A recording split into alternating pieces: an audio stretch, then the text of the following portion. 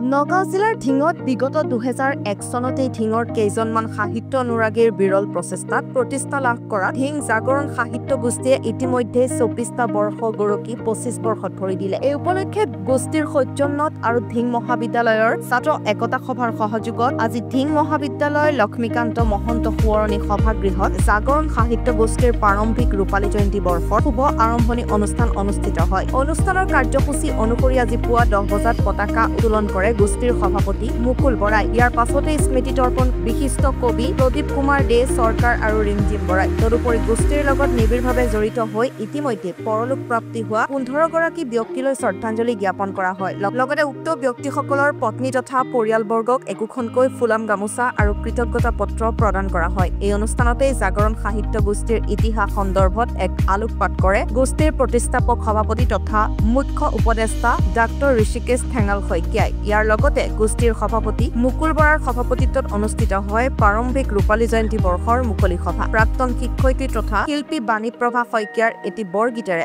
আৰম্ভ হোৱা উক্ত সভাতে 5খনকৈ গ্ৰন্থ উন্মোচিত কৰা হয়। ব্যুৰো ৰিপৰ্ট নগয়া। তেখেতৰ গ্ৰন্থত মই আৰু এটা কবিতা মই ভাল পাইছো। মই এটাই কবিতা মই ইয়াতে অকণমান এটা লাইন মাত্ৰ মই ক'ব বিচাৰিছো। প্ৰচেষ্টা অব্যাহত ৰখা পৰিলক্ষিত হৈছে। এই ক্ষেত্ৰত অসম সাহিত্য সভাৰ ফালৰ পৰা কি মন্তব্য? আচলতে অসমীয়া ভাষাই ধ্ৰুপদী ভাষাৰ মৰ্যাদা লাভ কৰিলে। ধ্ৰুপদী ভাষাৰ মৰ্যাদা লাভ মানে অসমীয়া ভাষাটোৰ সংৰক্ষণ নুবুজায় বা অসমীয়া ভাষাটো জীয়াই থকাটো নুবুজায়। আজি পালি ভাষাই ধ্ৰুপদী ভাষাৰ মৰ্যাদা লাভ কৰিছে, কিন্তু পালি কোনো অঞ্চলৰ কথিত ভাষা নহয়। পালি সম্পূৰ্ণৰূপে বৌদ্ধ সাহিত্যৰ ভাষা। প্ৰাকৃত ভাষাই ধ্ৰুপদী ভাষাৰ মৰ্যাদা লাভ কৰিছে। প্ৰাকৃত ভাষাটো এতিয়া ক'তো নচলে। সংস্কৃত ভাষাই ধ্ৰুপদী ভাষাৰ মৰ্যাদা লাভ কৰিছে, কিন্তু সংস্কৃত ভাষাত কথা কোৱা আপুনি এখন গাঁও এখন নগৰ আপুনি ক'তো বিচাৰি নাপাব। এয়া কেৱল সেই সাহিত্যসমূহৰ মাজতে সীমাবদ্ধ হৈ আছে।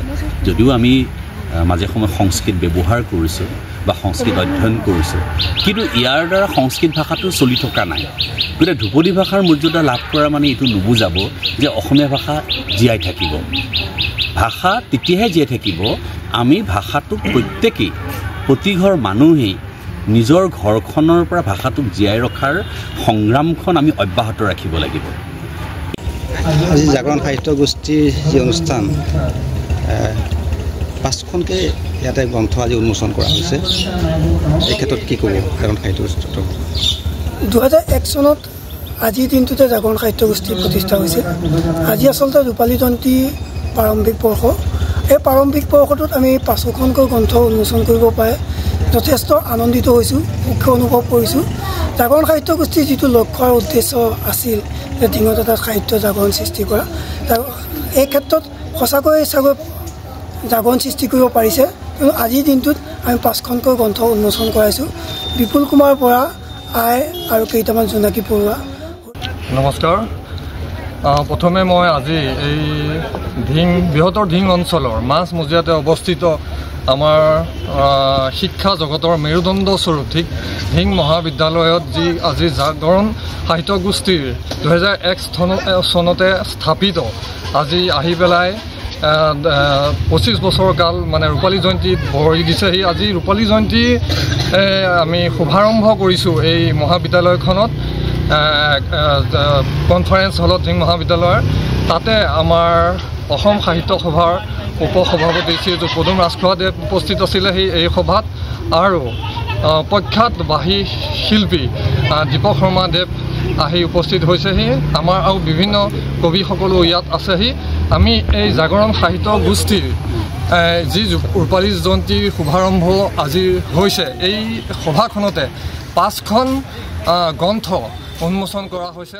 গোষ্ঠীৰ উদ্যোগত আপোনাৰ কাব্যপুথি আই আৰু কেইটামান জোনাকী পৰুৱা আজি উন্মোচন কৰিলে। এইখন আপোনাৰ প্ৰথম কাব্যগ্ৰন্থ। আপোনাৰ অনুভৱ কেনেকুৱা? এই ক্ষেত্ৰত মই সৰ্বপ্ৰথমে জাগৰণ সাহিত্য গোষ্ঠীৰ সমূহ কৰ্মকৰ্তালৈ আন্তৰিক ধন্যবাদ জনাইছোঁ। আৰু অনুভৱ মানে ছপা আকাৰত নিজৰ এটা সৃষ্টি যেতিয়া প্ৰকাশ পাব তাৰ সমান যে আনন্দ, সৃষ্টিৰ যিটো আনন্দ সেই আনন্দটো মানে মই কি ক'ম, এইটো সকলোৱে বুজে।